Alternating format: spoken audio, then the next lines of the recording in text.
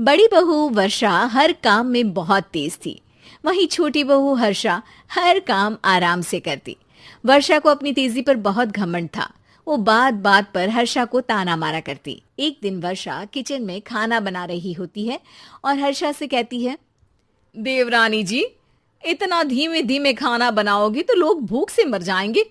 पिछले जन्म में कछुआ थी क्या? मेरा तो पता नहीं, आप बहुत तेज हो। आप पिछले जन्म में घोड़ा थी क्या? वर्षा आराम से चली जाती है। खाना खाने के बाद वर्षा का पति गौतम, हर्षा का पति लोकेश और उनके माता पिता बैठकर टीवी देख रहे होते हैं। तभी सास कहती है, अरे रामायण लगा दो हर्षा। हर्षा धीरे धीरे चैनल बदलती है। जब तक रामायण के चैनल पर पहुंचेगी रावण मर भी चुका होगा। हाँ बेटा हर्षा, जल्दी लगा देना, राम भगवान के दर्शन कर लूं। जी लगा तो रही हूँ। इतना स्लो? सासू माँ इतने में तो अयोध्या जाके राम भगवान के दर्शन कराएंगी। सब वर्षा की बात पर हंसने लगते हैं।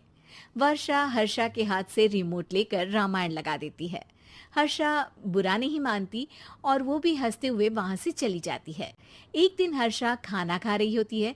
तभी वर्षा वहां आके कहती है, अरे कितना धीमे धीमे खा रही हो। इतने में तो शादी में 100 लोग खाना खा लेते। आधे घंटे से खाना खा रही हो तुम। अरे खाने को चबा चबा कर खाना चाहिए। हाँ हाँ, आप तो चबा के भी खाती हो और दबा के भी। अरे आपको मेरे धीरे खाने से दिक्कत है या ज्यादा खाने से? अरे आप धीमे खाओ या ज्यादा खाओ मुझे क्या। बस मैं ये कहने आई थी कि सुबह कुछ मेहमान आ रहे हैं, जल्दी उठ के खाना बना लेना, देर मत करना।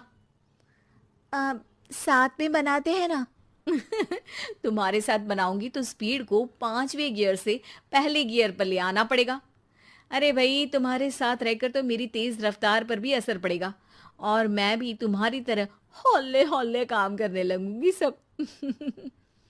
ठीक है, मैं पराठे बना लूंगी और सब्जी बना लूंगी। आप चपाती बना लेना और दाल बना लेना। हाँ हाँ ठीक है, पर अलग अलग ही बनाएंगे। अगले दिन हर्षा जल्दी उठ के काम करने लगती है और वर्षा सुबह उठ के ये सोच के वापस सो जाती है कि काम तो वो तेज कर ही लेती है। अगर थोड़ी देर सो भी जाएगी तो भी हर्षा से पहले तो काम निपटा ही लेगी। हर्षा बेटा, आज भगवान के लिए थोड़ा जल्दी हाथ चलाना। हाँ, मेहमान आने ही वाले हैं।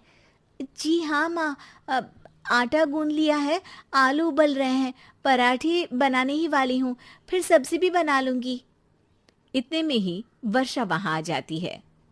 माँ जी, मेरा तो आप टेंशन ही मत लो, अभी उठी हूँ, लेकिन देखना खाना फटाफट राजधानी एक्सप्रेस की स्पीड से बना दूंगी। इतने में ही मेहमान आ जाते हैं। आइए आइए आइए, खाना बन ही रहा है, चाय बनवा लेती हूँ पहले आपके लिए। सास किचन में आती है।